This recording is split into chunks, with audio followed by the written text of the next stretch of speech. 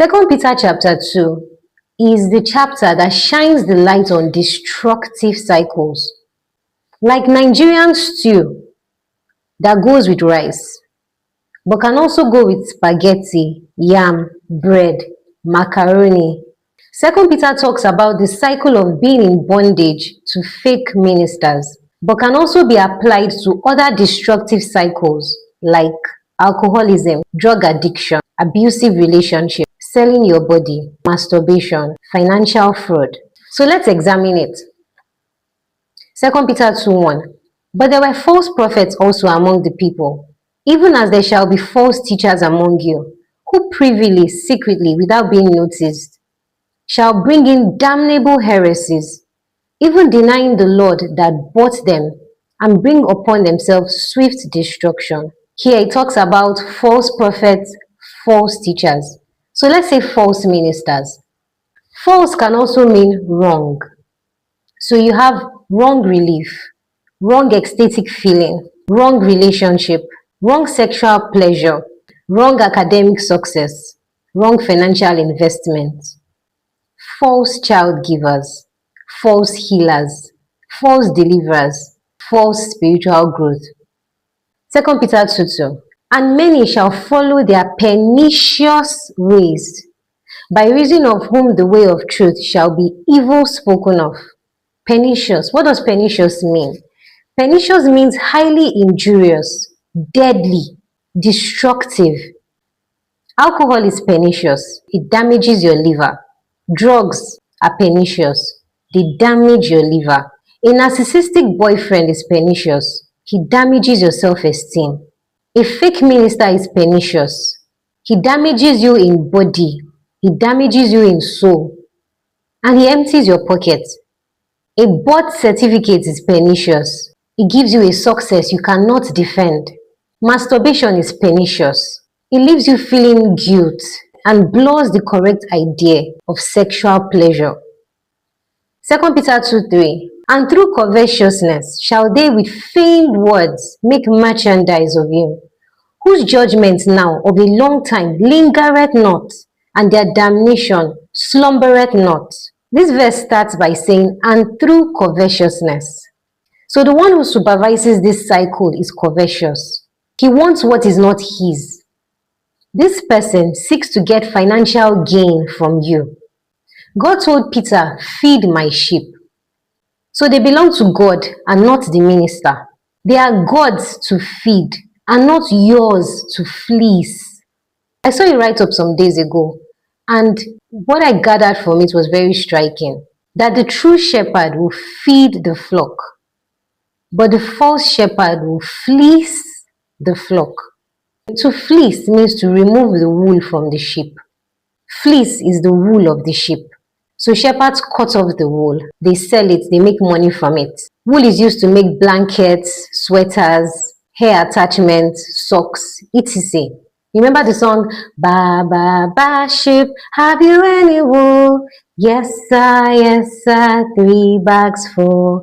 One for the master, one for the dame, one for the little boy who lives down the lake. When a fake minister sees you for the first time, what's the first thing he does? He sizes you up. He scans you from head to toe to know how much you are worth, how expensive your shoes are, what kind of watch you are wearing, your outfit, what kind of phone you use, if you came with a car, where you work. He looks at you like, how much can I make from this man? What can I get from this woman? How can I take her clothes off? When the fleece is gone, the sheep becomes naked and cold. They strip you of your dignity. They strip you of your resources. Then you have to start all over again in regaining all that you have lost. 2 Peter 2:3. Shall they with feigned words, to achieve the goal of pulling you in or overcoming you, they use feigned words, fabricated words, fashioned words, cooked words. They lie to you, make merchandise of you. The goal of this person is to use you for business. They use you for a transaction. You are a commodity or an investment to the person. The alcohol company seeks to make money from your patronage. The drug seller wants to make money from you. The guy who writes exams for you wants to make money from you. 2 Peter 2:14. Having eyes full of adultery and that cannot cease from sin, beguiling unstable souls, and hearts they have exercised with covetous practices, cursed children, eyes full of adultery. You go to them as a woman, and all they can think about is sleeping with you.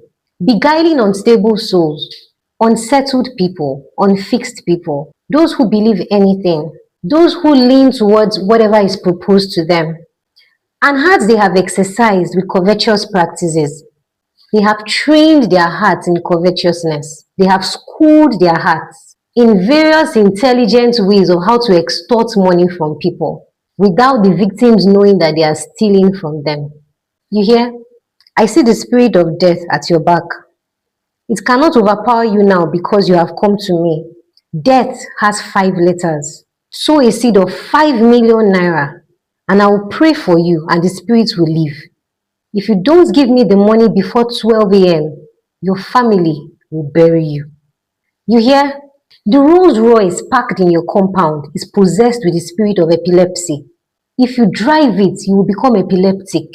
Because I am anointed, I am the only one who can drive it without being attacked by that spirit. God said you should hand it over to me. 2 Peter 2:17.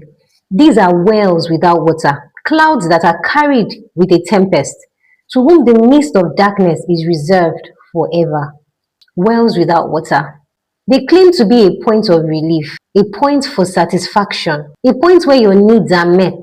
Water is a need. They claim to have the solution, but when you get there, you see that they are empty. You see that there is no hope there. You see that they are not what they claimed to be. You see that it was just a sham. From the outside, you see a well. You might even see fetcher and rope there, or a wheel system for pulling the fetcher attached to it. But it is just for appearance. They have no intrinsic value. When you go to them, you'll be disappointed. They are physicians of no value. They do not have the answers that you seek. People say water is life. Water is beneficial to the quality of your life. Alcohol is a well without water. It doesn't add to the quality of your life, but damages your health. What is more, using it as an escape or coping mechanism is not the right choice because it does not offer permanent relief. Once the hangover goes away, you are back to facing the reality. Drugs are a well without water.